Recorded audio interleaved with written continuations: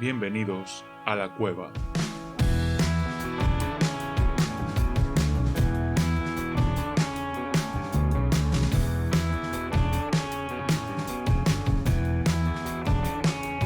Hoy en la cueva tenemos un programa especial y no te vamos a contar una historia, sino que te vamos a contar 5. 5 anécdotas que probablemente no conozcas. Si te apetece escucharlas, quédate con nosotros un poco más de media hora y prometemos no defraudarte. Despejamos la entrada de nuestra cueva y te invitamos a entrar. Como siempre, eres bienvenido o bienvenida. Hazte un hueco y acomódate porque nuestros invitados hoy ya están dentro, esperándote. Te los vamos a presentar.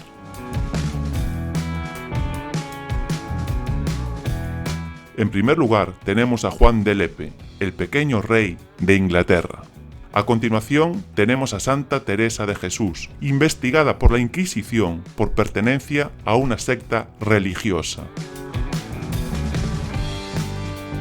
Aquí tenemos a Felipe V, un rey que creía ser una rana.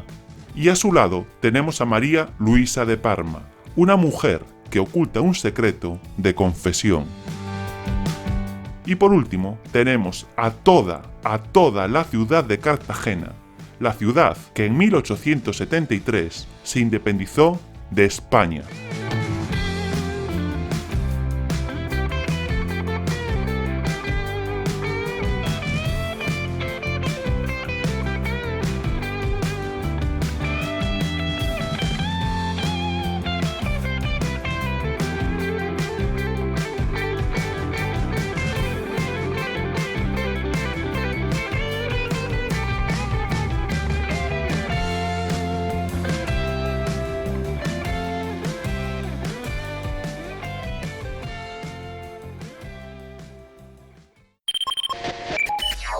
Juan de Lepe, el pequeño rey de Inglaterra. Voy a contarte la historia de un hombre nacido en una familia muy humilde de Andalucía, concretamente en la localidad de Lepe, y que llegó a ser rey de Inglaterra. Y no es un chiste. Lo que no consiguieron aquellos 300 gallegos del episodio 7, lo consiguió Juan de Lepe, aunque tan solo fue por un día. Y gracias a un arma más poderosa que los cañones, el sentido del humor y el don de gentes.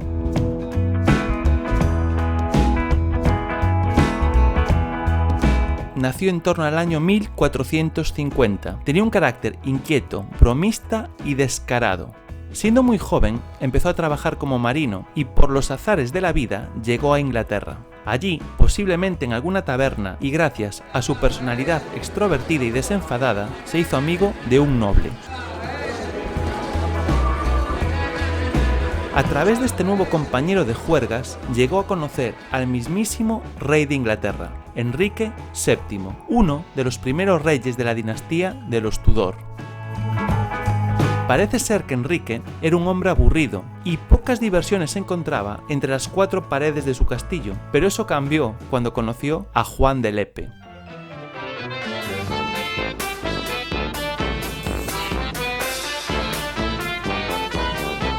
Al rey le cayó bien y le invitó a quedarse unos días en la corte. Allí tenía el papel de poco más que ser el bufón del rey.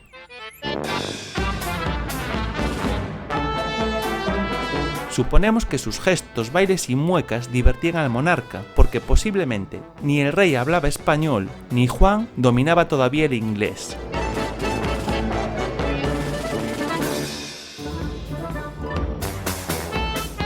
En poco tiempo, Juan fue ganándose la confianza de Enrique VII y empezó a compaginar su papel de bufón con el de comensal en la mesa real. Después pasó a ser confidente y al cabo de unos meses el rey empezó a considerarlo su amigo.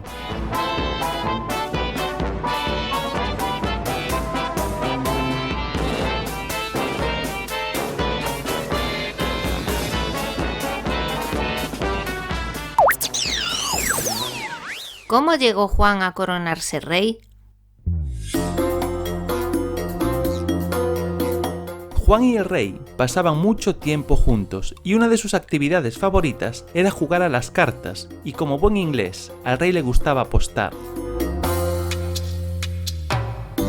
Pero dicen que era muy tacaño y normalmente se jugaban muy pocas monedas. Un día Juan, entre algunas bromas socarronas, retó al rey a aumentar su apuesta, y Enrique se sintió tan seguro de poder ganarle aquella mano que se apostó todas las rentas que su reino generaba en un día e incluso el trono de Inglaterra durante ese día.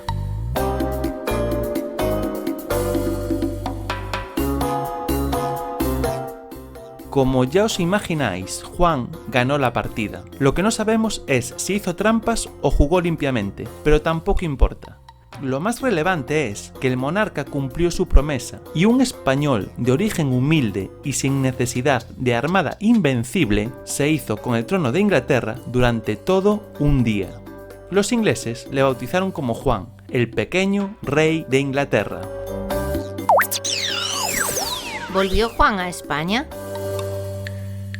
Sí, en 1509 muere el rey Enrique VII y Juan fleta varios barcos, repito, varios barcos, para volver a casa y traer consigo la inmensa fortuna que generó durante su reinado.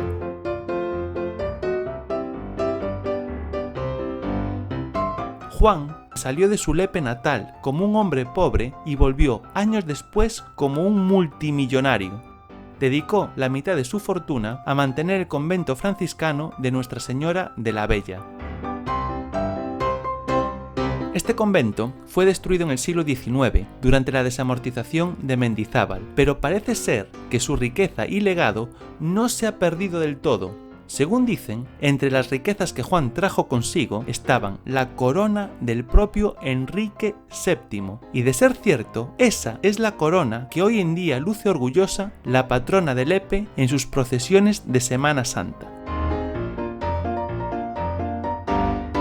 Según dicen los leperos, la corona de su patrona es la corona de Enrique VII que Juan trajo como regalo de Inglaterra.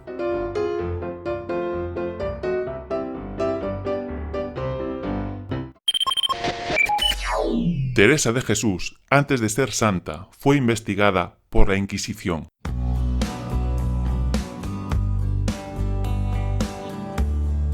Santa Teresa de Jesús nace en 1515 y es conocida por fundar la Orden de las Carmelitas Descalzas, pero no es tan conocido que antes de ser santa fue investigada por el Santo Oficio. Sí, fue investigada por la Inquisición. La historia nace de un choque frontal entre la princesa de Éboli y Santa Teresa de Jesús, dos de las mujeres más importantes de su tiempo. Ana Mendoza, es decir, la princesa de Éboli, era descendiente de una de las familias con mayor poderío de Castilla, junto a la Casa de Alba. Como veis, la Casa de Alba, ya en el siglo XVI, formaba parte de la Jet Set española, pero hoy no vamos a hablar de ellos.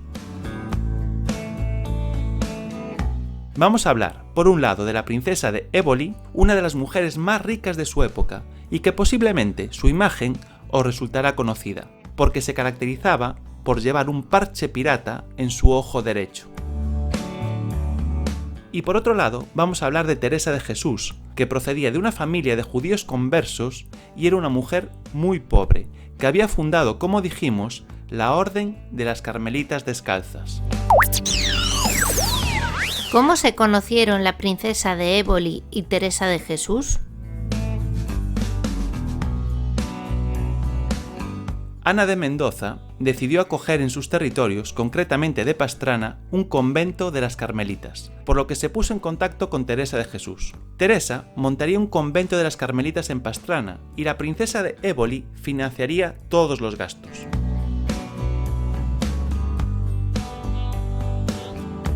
Bien, todo esto se llevó a cabo y una vez puesto el convento en funcionamiento, comenzó la lucha entre ambas mujeres. Teresa, como madre fundadora, quería imponer sus criterios en la gobernanza del convento, y Ana también quería hacer lo propio, puesto que había sufragado todos los gastos. El carácter de Ana, el carácter de la princesa de Éboli, era muy turbulento, muy caprichoso, y Teresa era muy terca, Según dicen, a tozuda no le ganaba nadie, y le gustaba tanto como a Ana imponer su voluntad. Ana era una mujer muy ostentosa, que vivía rodeada de lujos, mientras que Teresa era una persona austera. Por lo tanto, el choque entre ambas era inevitable.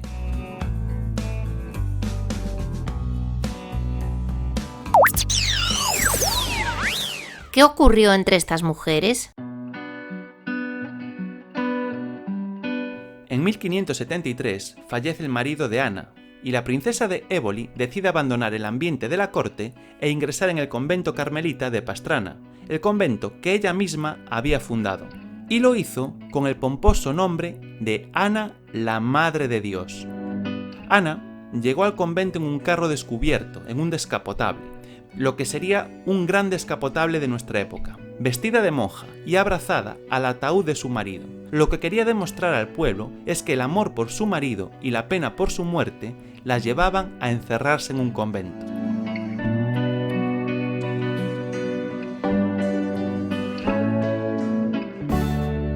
Todo esto fue una gran puesta en escena, pero el carácter ostentoso de Ana no cambió.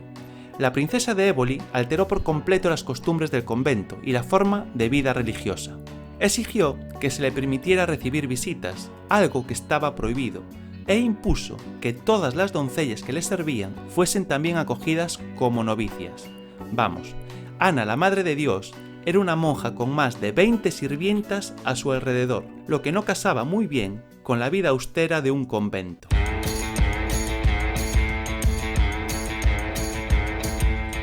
Ante esta situación, Teresa adoptará una resolución acorde con su tozudez. Puesto que no podía echar a la princesa del convento, porque al fin y al cabo pertenecía a la princesa, la futura Santa Teresa de Jesús trazó un plan para librarse de los caprichos de Ana y al mismo tiempo humillarla públicamente.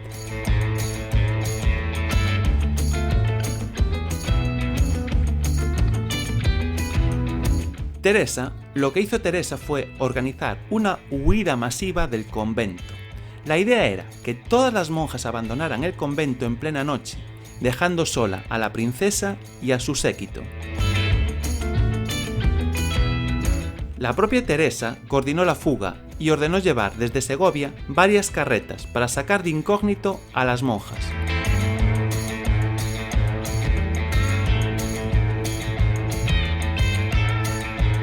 Así se hizo, y cuando Ana de Mendoza despertó a la mañana siguiente, se vio sola en el convento. Las estancias estaban vacías, los pasillos estaban en silencio, tan solo estaban Ana y sus monjas doncellas. Imaginad la cara de la princesa ante aquella situación de abandono y humillación.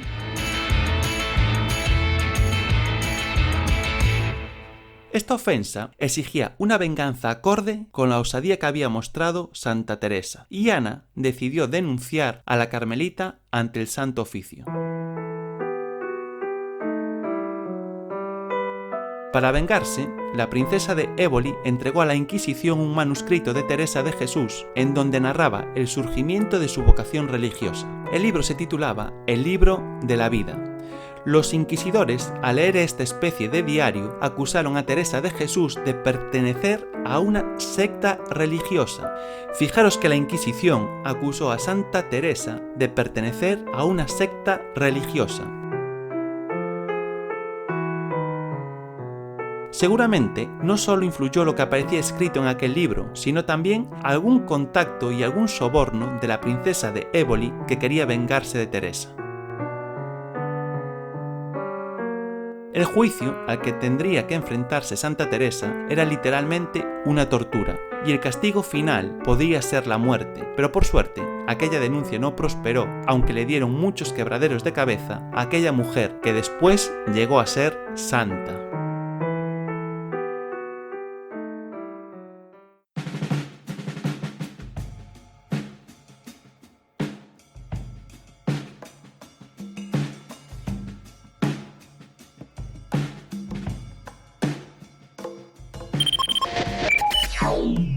Felipe V, el rey que creía ser una rana.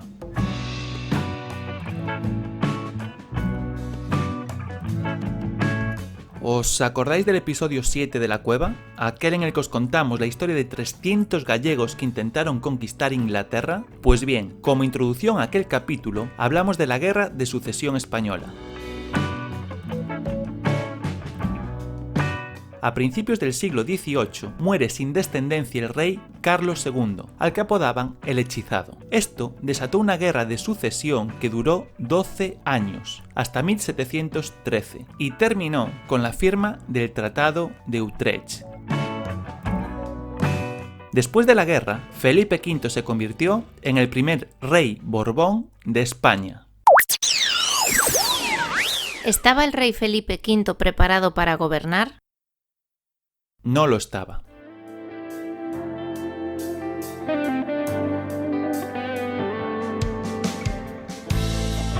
Felipe no fue educado para ser rey porque no estaba destinado a heredar ningún trono. Esa función le correspondía a sus hermanos mayores y de pronto, con 17 años, muy jovencito, se ve en la obligación de abandonar Versalles, dejar a toda su familia en Francia y venir a España para ser coronado rey, o mejor dicho, en su caso, para ser condenado rey. Ni siquiera hablaba nuestro idioma.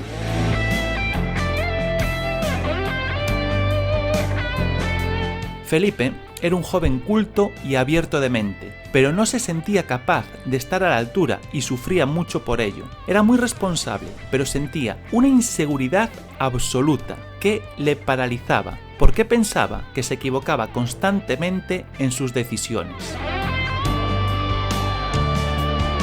Su sueño no era otro que abdicar en su hijo Luis, y así poder retirarse al fantástico palacio de la granja de San Ildefonso en Segovia, que por cierto fue Felipe V quien mandó construir este palacio, con un diseño y unos jardines que le recordaban a su querida Francia. Felipe consiguió traspasar la corona a su hijo Luis, pero este muere 8 meses después de acceder al trono, y Felipe no tiene más opción que volver a tomar el mando. Ya antes había mostrado síntomas de locura, pero a partir de entonces el rey nunca recobró la cordura. Por suerte, se rodeó de buenos políticos que llevaron a cabo reformas importantes en nuestro país. ¿Realmente estaba loco? Bueno, juzgar vosotros mismos.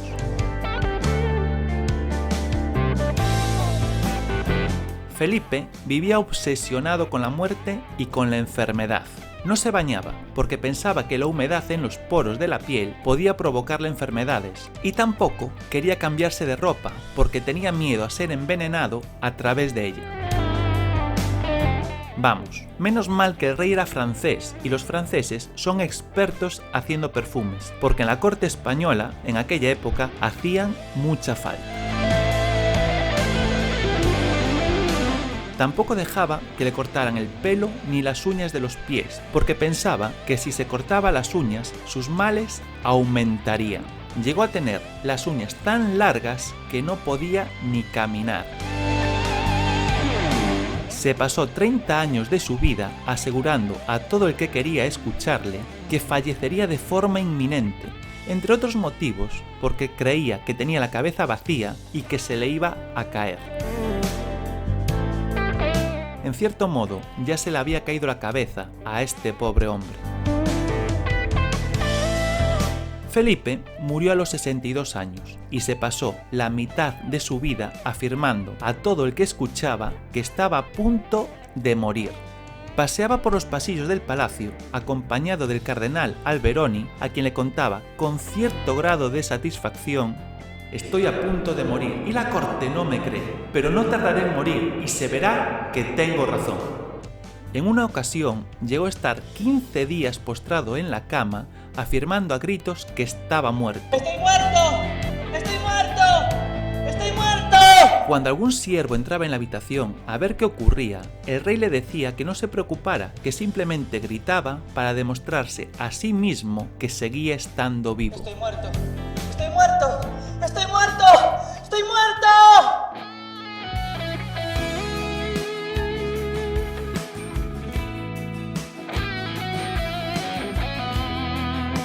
Normalmente dormía de día y de madrugada, en más de una ocasión, despertaba a la corte para organizar reuniones de Estado. ¿Os imagináis esas reuniones a las 4 de la mañana con toda la corte en pijama, sentada en el despacho real? Una pena, realmente fue una pena que no se hubiese inventado la televisión, porque Felipe V era digno de protagonizar un reality show. De madrugada, no solo organizaba estrambóticas reuniones de Estado. Una vez, también de madrugada, se encontraba por los pasillos intentando montar uno de los caballos que aparecían dibujados en los tapices del Palacio Real, pues Felipe en aquel momento creía que los caballos eran tan reales como él mismo.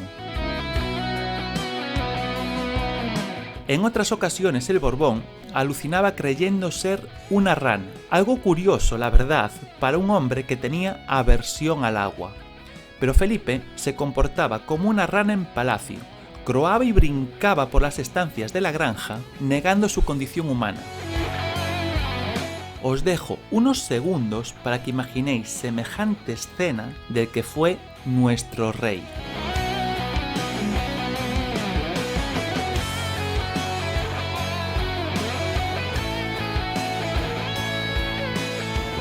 Además de estar obsesionado con la muerte, también era un católico exacerbado y al mismo tiempo tenía un gran fervor sexual. Cada vez que tenía relaciones sexuales, algo que ocurría muy a menudo porque ya dijimos que no había televisión, el caso es que, después de tener relaciones sexuales, Felipe sentía la necesidad de confesarse inmediatamente. Le aterraba morir en pecado, y como se pasó media vida creyendo que estaba a punto de morir, iba a misa varias veces al día para que le absolvieran lo antes posible. Lo curioso es que se confesaba en compañía de su segunda esposa, Isabel de Farnesio, cada uno a un lado del confesionario.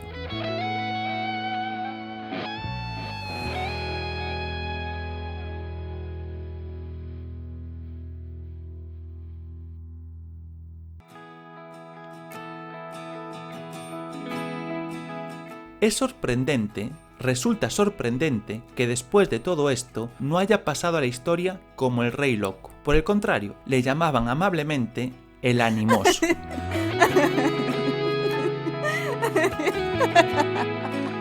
Juana I de Castilla, con menos motivos, pasó a la historia como Juana la Loca. Pero como dijimos, a Felipe le llamaban el Animoso.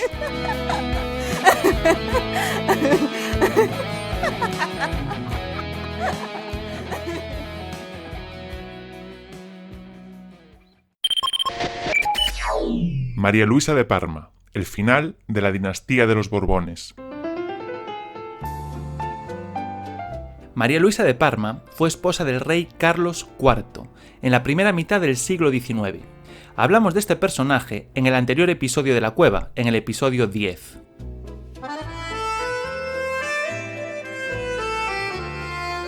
Su marido Carlos IV y su hijo Fernando VII fueron aquellos reyes que regalaron la corona de España a Napoleón y nos metieron en una devastadora guerra de 6 años para conseguir nuestra independencia de los franceses.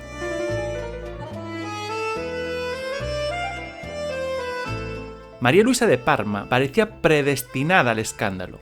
Era nieta del libertino rey francés Luis XV y recibió una educación moral muy permisiva.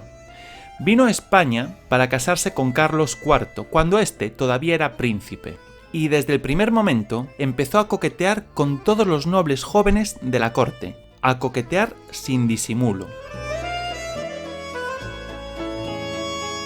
Organizaba veladas literarias de arte en el palacio de su marido, que no eran más que una excusa para dar rienda suelta a sus pasiones y deleites.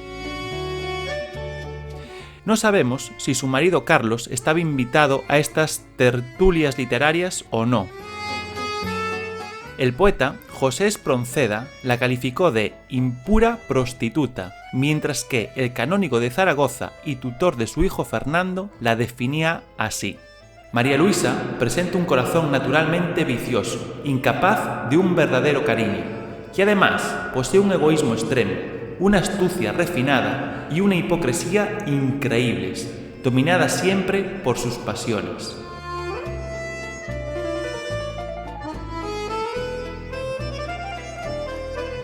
Hay quien dice que su esposo Carlos no se enteraba. Otros, en cambio, aseguran que se limitaba simplemente a consentir, dado su carácter indolente y su falta de impulso para prácticamente todo. Poco antes de acceder al trono, María Luisa conoció a un apuesto joven que formaba parte de su escolta. Era un extremeño rubio de 21 años y se llamaba Manuel Godoy. Manuel Godoy pasó de ser poco más que un simple guardia a ser consejero privado de la reina, y a partir de ahí le llovieron los títulos.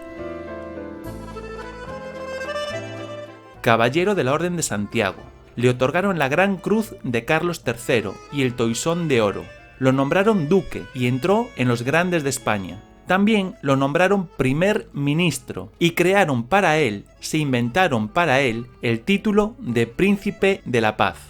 Y acabó haciéndose con el control de la corte. Las decisiones políticas de España en aquella época estaban en manos de Manuel Godoy. Pero nada era demasiado para el capricho personal de la reina. De hecho, su hijo Fernando, y heredero al trono, tenía un miedo atroz a que sus padres nombrasen a Godoy rey de España. Y me parece lógico que pensara esto, porque el título de rey de España era el único título que aún no le habían regalado.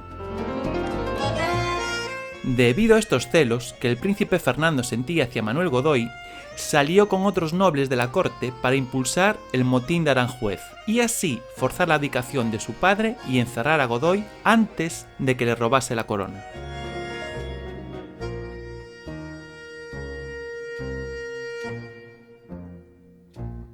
Pero volvamos con María Luisa. Una vez que el embajador francés la conoció, dejó escrito que la reina, a sus 50 años, tenía unas pretensiones de coquetería que ni tan siquiera serían perdonables en una mujer joven.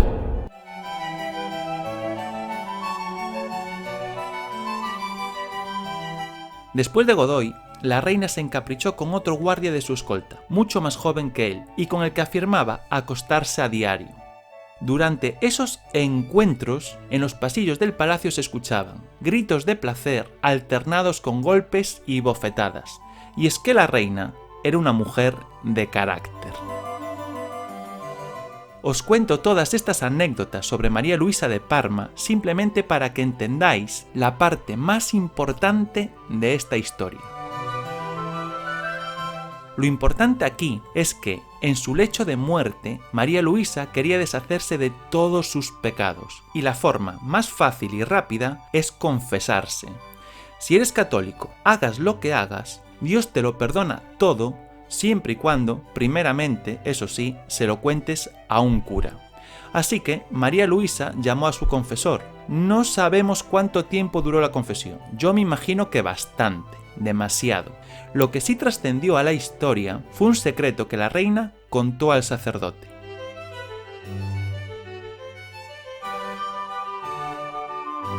Le dijo que ninguno de los hijos que había tenido eran hijos de Carlos IV. Por lo tanto, la dinastía de los Borbones se había extinguido.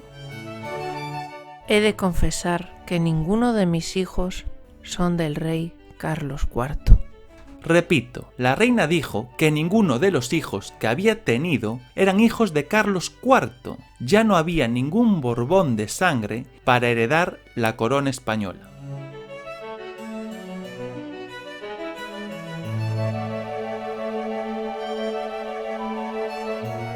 De ser cierta esta declaración, significa que toda la saga de los Borbones desde el siglo XIX son bastardos, ni siquiera bastardos, porque directamente no eran hijos del rey, y Carlos IV habría muerto sin descendencia.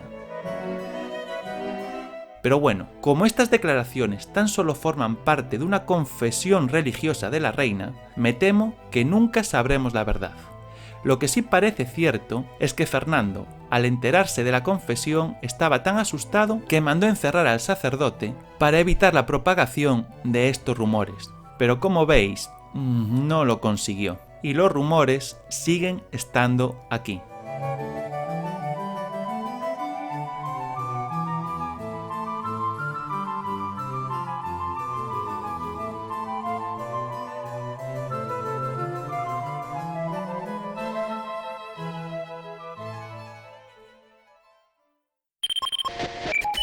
Cartagena, la ciudad que se independizó de España.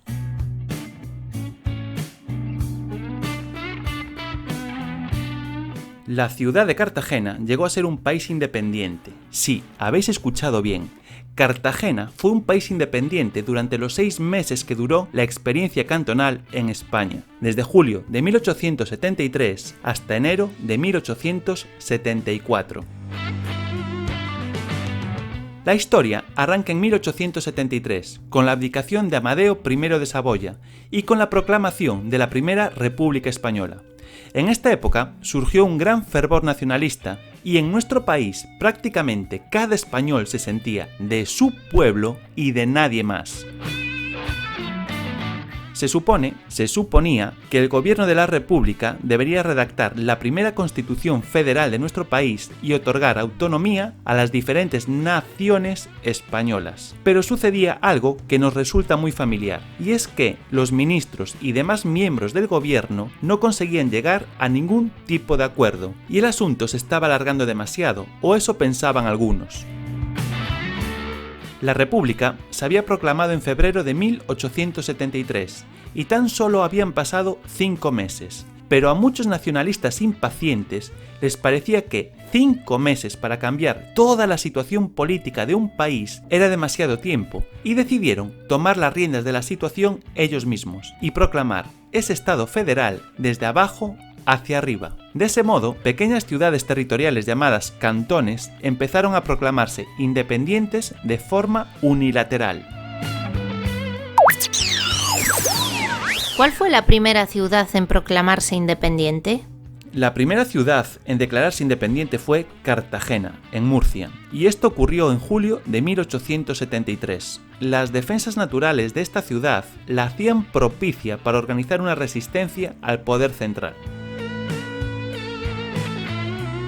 Al inicio de la rebelión hubo anécdotas chistosas que pasaron a la posteridad. Por ejemplo, uno de los sublevados decidió izar una bandera roja en el castillo de Galeras de Cartagena como símbolo de la revolución, pero a falta de tela totalmente roja, utilizó lo más parecido que encontró, una bandera de Turquía. Este hecho dejó muy sorprendido al gobierno central, que no entendía lo que significaba aquella bandera. ¿Turquía había invadido Cartagena? ¿O Turquía se había aliado con los rebeldes cantonales? ¿Qué significaba aquella bandera?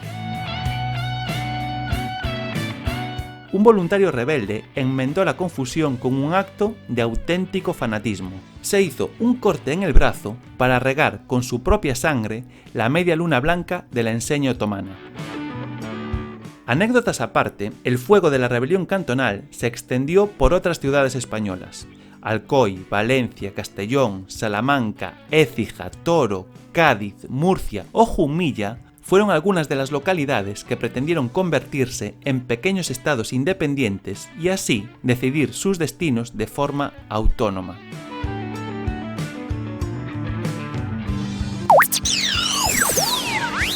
¿Qué medidas políticas se llevaron a cabo en los cantones? Realmente hubo pocas medidas que pudieran llevarse a cabo porque, como dijimos, las guerras cantonales tan solo duraron 6 meses. No obstante, en la mayoría de los cantones se pretendía abolir algunos impuestos, expropiar los bienes de la Iglesia, reducir la jornada laboral y establecer la enseñanza gratuita y obligatoria. Como vemos, las intenciones parecían buenas, pero en 6 meses es difícil aplicar de forma efectiva cualquier medida, y mucho más si estos cantones se encontraban en guerra con el gobierno central, como era el caso. En Cartagena, que fue la primera ciudad en declararse independiente, la más activa y la última en rendirse, aquellos 6 meses que duró su independencia dieron para mucho. Cartagena llegó a tener su propio periódico, su propia bandera y su propia moneda, los llamados duros de Cartagena. También aprovechó que tenía fortalezas inexpugnables y una escuadra militar que les apoyaba, y de esta forma atacó otros puertos e intentó conquistar ciudades próximas.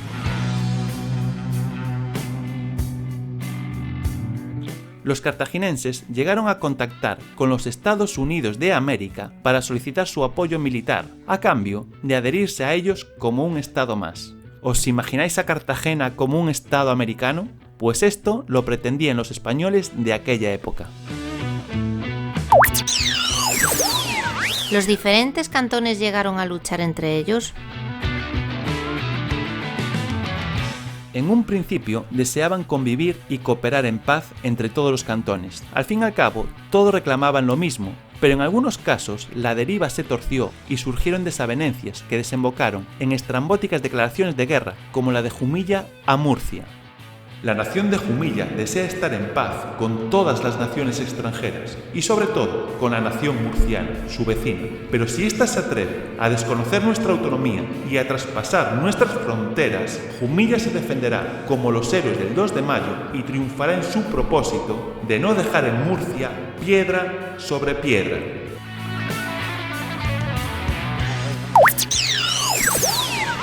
¿Cuándo acabaron las guerras cantonales?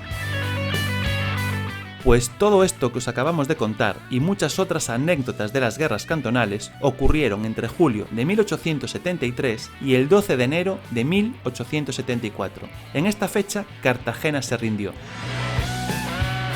Unos días antes, el general Pavia daba un golpe de estado y ponía fin a 11 meses de aventura republicana en España. Pavia cedió el poder al general Serrano, que gobernó de forma autoritaria. Y finalmente, en diciembre de aquel año, 1874, Antonio Cánovas del Castillo consigue proclamar a Alfonso XII de Borbón como rey de España y comienza la época conocida como la Restauración Borbónica y también aquel famoso periodo del turnismo político pactado entre los dos grandes partidos, los conservadores y los liberales. Cada 4 años se iban sucediendo en el poder de forma pactada y con elecciones amañadas, pero eso ya es otra historia.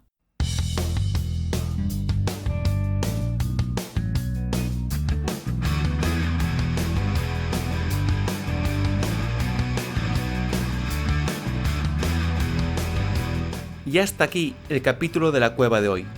Hablamos de un lepero que llega a Inglaterra y se convierte en rey por un día, y cuando vuelve a España se trae como souvenir nada más y nada menos que la corona de Fernando VII.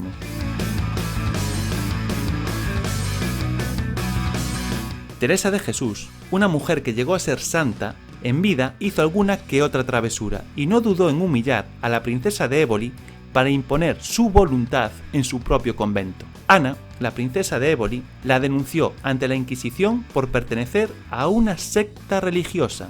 La fundadora de la Orden de las Carmelitas Descalzas estaba acusada de pertenecer a una secta religiosa.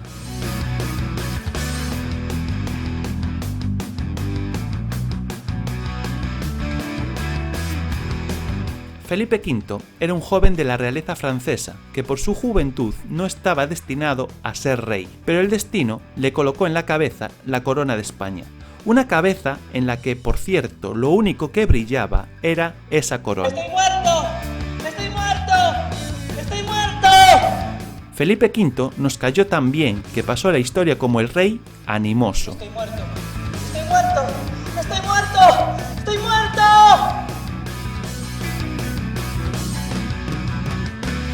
Si justo antes hablamos del primer Borbón de España, ahora hablamos del que probablemente fue el último rey con sangre borbónica. Como sabéis, nos hemos introducido en el confesionario de la reina María Luisa de Parma, que sentía una pasión desmedida por las tertulias literarias. He de confesar que ninguno de mis hijos son del rey Carlos IV. Y para terminar, hablamos del despropósito de las guerras cantonales, que se desataron en España a raíz de la Primera República, en 1873. Esta forma de gobierno desató en España un nacionalismo atroz que no supimos gestionar y terminamos, como siempre, peleándonos entre nosotros. Jumilla se defenderá como los héroes del 2 de mayo y triunfará en su propósito de no dejar en Murcia piedra sobre piedra. Pues bien, este formato de pequeñas historias me ha resultado fácil y divertido de redactar, por lo que seguro tendremos más episodios como este. Espero que tú también lo hayas disfrutado y nos vemos si quieres en la próxima historia de la cueva. Eso sí, siempre que te portes bien. Nota del autor. A través de un podcast no podemos vernos.